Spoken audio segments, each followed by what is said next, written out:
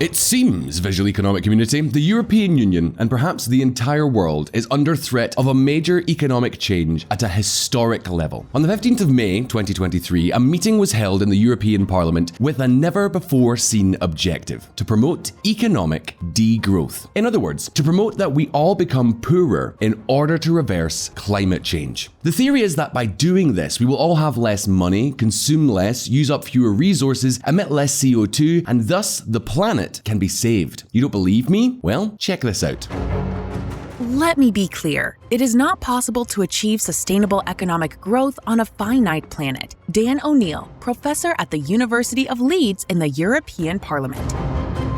Beyond this point, economic growth is detrimental. Speech by Adelaide Charlier, climate activist at the European Parliament. These statements you have just heard are not statements from a couple of environmentalists at a hippie conference, bear in mind. Here we are talking about the European Parliament and many of its politicians who have welcomed these ideas with applause and cheers. In fact, it was not just a simple meeting, rather the European Union itself is already financing research projects to study how to impoverish the population and thus fight climate change.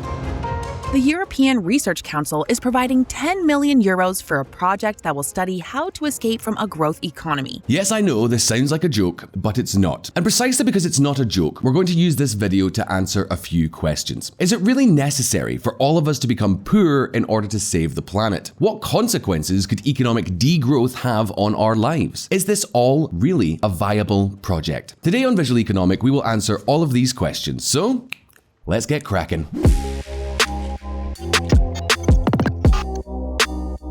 Those of you who are watching this video were most likely born in relatively developed countries with your basic needs reasonably well covered. You all have access to the internet, you all can all eat, and I'm pretty certain that you all have access to clean water. However, your reality is an exception. Most of the world's population remains devastatingly poor. Think of the countries in sub-Saharan Africa and countries like India, Pakistan, the Philippines, and Bangladesh. We think the most normal thing in this world is having a sofa to sit on and plenty of food on the table. But what is normal for the majority is not having access to many basic services. To give you an idea, even today, 50% of the population lives on less than $240 a month, and the poorest 10% does not even have more than $2.15 a day to survive. So let me ask you, how would you go with only $2.15 a day? It's not much, is it?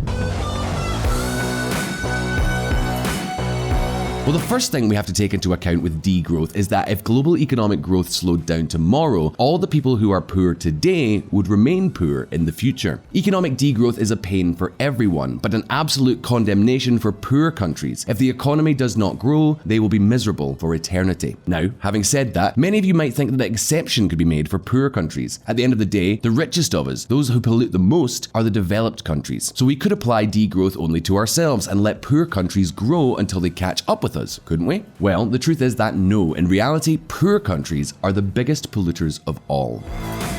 Developing countries are responsible for 63% of current carbon emissions. Even if CO2 emissions in developed countries were reduced to zero, that is, even if Europe and the United States, the entire West, were to sink under the ocean and disappear, the carbon emissions problem would not be solved at all. As poor countries escape poverty, their gas emissions will skyrocket. Without going any further, China currently generates more CO2 emissions linked to consumption than the United States, Japan, and the countries of the European Union combined. This is explained by the fact that China has a larger population and also because, being a poorer country, it uses much dirtier energy sources such as burning coal. Faced with such a scenario, the theory of degrowth could only be viable in two ways. The first, convincing poor countries that they have to remain poor, which I can tell you now, will not happen. And the second one, by distributing wealth equally among all countries. That is, making the rich countries poorer than they are now in exchange for increasing the wealth of the poor countries up to a limit. Rich countries urgently need to reduce their excess energy and resource use to sustainable levels so our sisters and brothers in the global south can live well too. Jason Hickel, academic promoter of degrowth. To achieve an equal distribution of the world's wealth, Western countries would have to reduce their production by about 2/3 to give the poor the margin to match them. Here we are talking about the fact that in places like Europe, factories, trains, airports and schools would have to run 1/3 of the normal time. The consumption of water, electricity and heating could only be available 8 hours a day. We could buy 1/3 of the cars, 1/3 of the cell phones, 1/3 of the food and 1/3 of the clothes we buy now, and we could only work 13 hours a week to limit our level of economic production. I mean, maybe that part doesn't sound necessarily so bad. But joking aside, the fact is that the process of degrowth would be marked by significant and costly economic recessions. And beyond the fact that the objective of degrowth may seem well-intentioned, the truth is that everything indicates that it would be politically unfeasible. Frankly, it would be very difficult to convince the population to reduce their living standards so drastically, not to mention the political turmoil, fraud and corruption that would inevitably be involved. Countries already have enormous problems in trying to achieve a 1 or 2% reduction in inequality. Imagine if they had to eliminate all inequality at the global level. It's difficult to imagine. It could be done, but it's difficult to imagine. The point is that it's likely that if degrowth were to be achieved, it would take decades to reach the targets. There would be infinite delays. And think about it, if the objective is to combat an imminent climate change emergency and to do it quickly, that delay would simply be unbearable. It would render the whole process useless. In the face of what we have just told you, the supporters of degrowth have an argument that could solve this problem. According to them, it would be possible to convince people that economic degrowth would be a good thing. From their point of view, reducing production, reducing GDP, would not necessarily imply a worsening of living standards. This is already, from the outset, a bit strange. I mean, yes, it is true that GDP is not a perfect measurement, or indeed a measurement at all, of happiness or well-being. But let's be clear, GDP is very strongly correlated with other measures of well-being such as life expectancy, infant mortality, education rates, and happiness overall. And yes, sometimes there are exceptions. For example, Cuba is an extremely poor country, yet it has relatively good life expectancy. Even so, exceptions do not imply that they form a rule. If tomorrow we slash the GDP of all rich countries, we would most likely not be happier, nor live longer, nor have better education levels. In fact, it would be quite the contrary. Be that as it may, even if the degrowth movement were to succeed in convincing the entire population, or at least the politicians, and the West were to start getting poorer, it would still be a major additional problem. The reality is that nothing prevents countries that are now poor from continuing to grow and growing well above the limits set in the future. The West could become poorer for nothing, and the rest of the countries could take the lead and send all this degrowth down the drain. In any case, there is one question that begs to be asked here. It is true that degrowth is difficult, but is there an alternative? Perpetual growth on a finite planet leads inexorably to environmental calamity. Green growth is an illusion. British writer George Monbiot. Is unlimited economic growth a possibility when the planet has finite resources? Resources that will one day, soon, run out? Well, let's take a look. The basket of resources.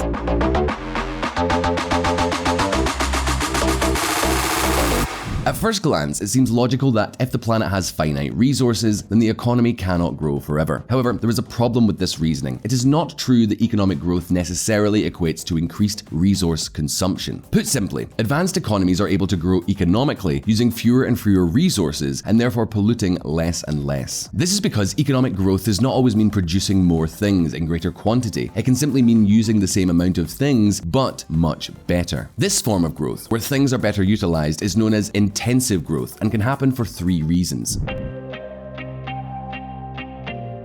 The first and most obvious of all is efficiency. For example, in the past, soda cans required a lot of metal in their construction. However, thanks to improved design, many more cans can be made using the same amount of metal. In the same fashion, another way to increase efficiency is to substitute scarce materials for abundant materials. So going back to the soda cans, years ago, they were made from tin, which is a relatively scarce resource. But these days, they are made from aluminium, which is much more abundant mineral. The second reason for intensive growth is recycling. Yes, it is true that many resources such as oil are depleted and do not resurface. Meanwhile, many other resources such as gold, copper, and fresh water can be recycled either by natural means or by circular economies. That is, although the planet has finite resources, those resources can be used and recombined almost indefinitely. Beyond that, the third reason that allows the economy to grow without using more resources is growth through intangibles. Think, for example, of patents, science, YouTube videos, educational courses, or video games. All of them are ways of creating wealth which, beyond some electricity that can be obtained in a renewable way, consume almost no resources. In fact, this is something that partly explains why the poorest countries are the ones that waste the most resources. Think about it. Wealthy countries already have their cities, their roads, their railways, they're all built. But developing countries are, by definition, addition, expanding countries, they need to use a lot of physical resources to catch up building basic infrastructure. In rich countries, we are consuming more and more services and intangible goods that do not require the use of as many resources or harmful emissions. In short, intensive growth is allowing countries to grow without spending many more resources.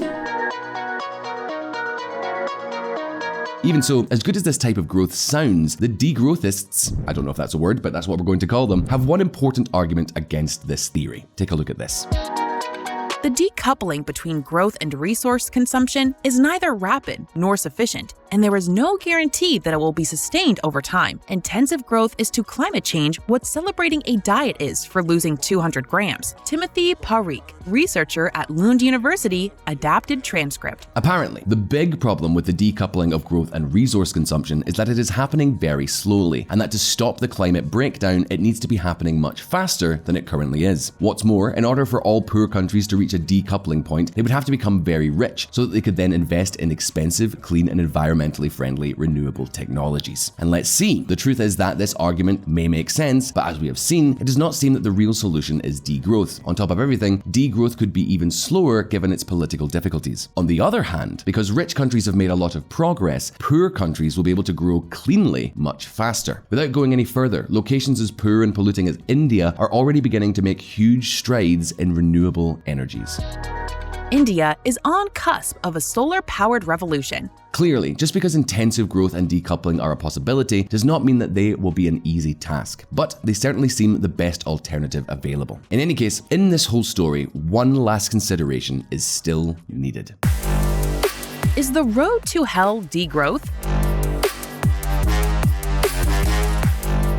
The goal of degrowth is to save the planet, to save the human race from climate change. However, climate change is not the only element that threatens life as we know it. For instance, think of an asteroid, a volcanic mega eruption, or a pandemic. These are all events that could wipe us out, and they are not even the biggest risk of all. You see, in 5 billion years, the life of the sun will be over. When the sun runs out of fuel, it'll begin to grow and grow, its flames will engulf the Earth, and there will be no trace left of life on Earth, or of Earth itself. This is something that is simply going to happen, whether we like it or not. And at this point, we have to ask ourselves a question. If we really want to save the human race, how are we going to protect ourselves from all of these scenarios? That is, how are we going to escape from the solar system where the flames of the sun catches? How are we going to resist a deadly pandemic without ultra-advanced medicines to fight it? How are we going to deflect an asteroid or save ourselves from a supervolcanic eruption if we keep our economic and technological progress at the level it is now?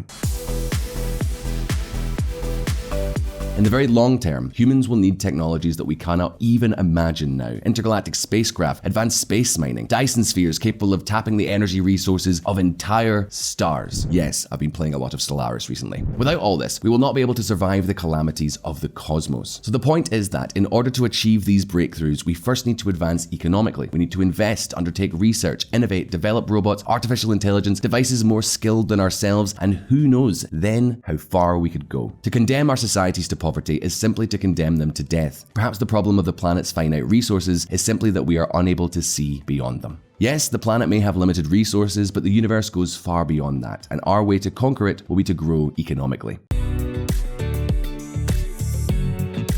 Perhaps we need to grow in a cleaner way. I'm certain we do. Perhaps we need to put efforts into reforestation or to develop carbon cleansing technologies. We definitely do. Just as we will need to boost circular economies to take advantage of the limited resources that we have available. But everything indicates that degrowth and keeping us in poverty until the end of our days seems anything but a viable option. Rather, it seems to be an option that would end up dooming us all. Be that as it may, at this point, it's over to all of you. What do you think of the theory of degrowth, and do you think that the European Parliament will try to push for measures towards degrowth? How do we manage to push for intensive growth and decoupling? As always, you can leave me your answers in the comments below. And naturally, subscribe to all of us here at Visualeconomik if you haven't already done so, and activate the little bell button down there so you don't miss any of the videos that we have coming out soon. All the best, I hope you enjoyed this video, and I'll see you next time.